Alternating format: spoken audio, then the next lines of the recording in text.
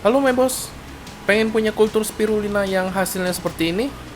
Saksikan caranya step by step ya.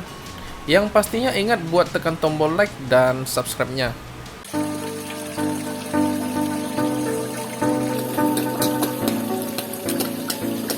Support channel ini lewat like, komen, dan subscribe ya. Share juga bila bermanfaat, serta aktifin loncengnya biar dapat updatean terbaru. Mungkin my boss sudah nggak asing dengan yang namanya spirulina. Karena tingkat nutrisi yang tinggi dan juga banyak manfaatnya dari segi makanan, kecantikan, dan kesehatan. Bahkan di dunia perikanan sebagai pakan yang bernutrisi tinggi serta mencerahkan warna pada ikan. Nah, kali ini akan saya bahas proses kulturnya seperti apa. Dan pertama-tama yang perlu disiapkan adalah wadah yang steril. Kemudian diisi dengan air. Nah, air yang saya pakai adalah air galon ya. Kira-kira airnya sekitar 10 liter di akuarium ini. Kalau ada air RO juga lebih baik lagi my boss. Karena air yang jernih, bersih, jauh dari bakteri dan alga dapat membantu proses pertumbuhan spirulina lebih baik. Apalagi bila airnya memiliki pH di atas 7. Soalnya spirulina bisa berkembang dengan optimal ketika pH-nya berada di angka 8 bahkan 9 my boss. Jadi kalau ada my boss yang tanya bisa pakai air pump ataupun air sumur, saya kurang rekomendasi ya. Selanjutnya saya akan menaburkan pupuk starternya ya. Biasanya pupuk starter ini ada kandungan baking sodanya yang buat naikkan pH juga. Serta terdapat pupuk nutrisi, baik NPK dan nutrisi makronya juga. Ini saya belinya secara online ya my boss. Mungkin buat my boss yang mau mencari bisa menggunakan kata pupuk spirulina. Selain modelnya pupuk, biasanya juga tersedia pupuk cairnya. Ada yang walna ataupun F/2. Yang penting sih pemakaiannya sesuai dengan aturan ya my boss. Lebih baik pupuknya ketika dipakai itu kurang dibanding kelebihan. Karena sifat pupuk yang kuat dapat berisiko pada pertumbuhan spirulina sih. Bahkan bisa menyebabkan kegagalan. Soal jenis pupuknya masih saya pelajari juga sih. Mungkin di pertemuan berikutnya akan saya bahas alternatif untuk growkan spirulina ini my boss. Setelah proses pengadukan adonan ini selesai, kemudian siapkan pipa yang akan dialiri dengan udara dari aerator ya. Modelnya seperti ini. Bisa juga menggunakan batu aerasi sih. Cuma kurang saya saranin my boss. Apalagi kalau di wadah yang kecil. Ya karena hasil dari batu aerasi yang gelembungnya halus-halus dan juga cepat, biasanya membuat spirulina ini terkocok-kocok.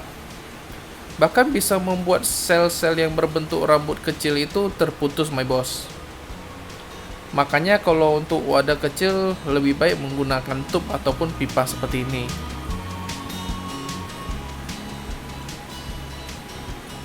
Waktu pemasangannya tangannya harus dijamin steril ya my boss. Usahakan nyabun dulu agar tidak membawa bakteri dan alga maupun kotoran yang dapat mengganggu pertumbuhan spirulina itu. Membahas soal pipa atau tub yang saya pakai, size-nya ini 5/8 dan dekat bagian ujung pipanya saya berikan lubang untuk dimasukkan selang aerasi. Kemudian kedua bagian pipa diberikan kop kaca ya, agar bisa menahan posisi pipa pada akuarium my boss. Agar pertumbuhan spirulina pada akuarium ini optimal, sebaiknya pipa aerasinya dipakai 2 my boss. Jadi settingnya berlawanan dengan pipa yang di depan. Gunanya sih agar arus yang dihasilkan searah atau menghasilkan arus yang berputar gitu sih my boss. Setelah segala persiapan selesai, Yang kita masukkan ini adalah bibit spirulinanya. Ingat ya, bibit spirulina yang kita pakai itu adalah starter hidup ataupun bibit hidup my boss. Jadi bukannya bubuk atau tablet yang dijual di pasaran ya. Bibit yang saya pakai ini sebotolnya 500 ml dan akan saya masukkan di kisaran 10 literan. Buat my boss yang penasaran kok bisa ya, soalnya ada saran menggunakan 1:1, 1:2, ada juga yang 1:5 hingga sampai 1:10. Intinya di sini kembali lagi pada kepadatan sel di spirulina my boss, dan juga dipengaruhi kesehatannya dan bagaimana perawatan kita ke depannya sih. Lebih bagusnya sih emang semakin kecil perbandingannya semakin bagus, karena ya lebih cepat terlihat perkembangannya my boss. Walaupun cara yang saya pakai juga kagak salah ya my boss.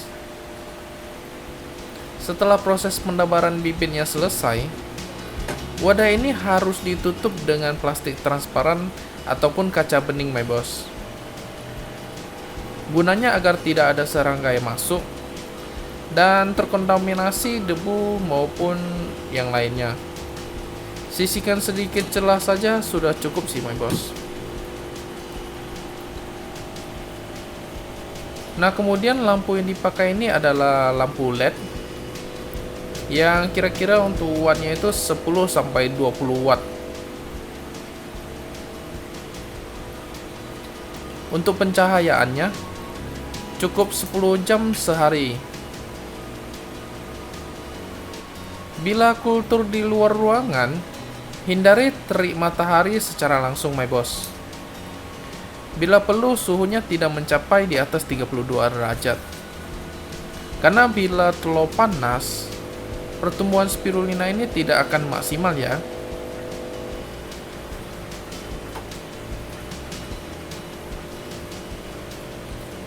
Membahas mengenai perawatannya, pemberian pupuk dapat dilakukan seminggu sekali. Ya, sesuaikan dengan takarannya agar kondisi spirulina ini dapat berkembang secara optimal. Nah, ini adalah hasil pertumbuhan spirulina setelah 1 minggu perkembangannya my boss. Dan saya rasa sampai di sini dulu. Mungkin bila ada saran dan masukan tinggalkan di komentar ya. Jadi like, komen, serta share-nya. Dan yang terpenting itu subscribe buat yang baru mampir my boss. Sampai jumpa di video berikutnya dan salam sehobi.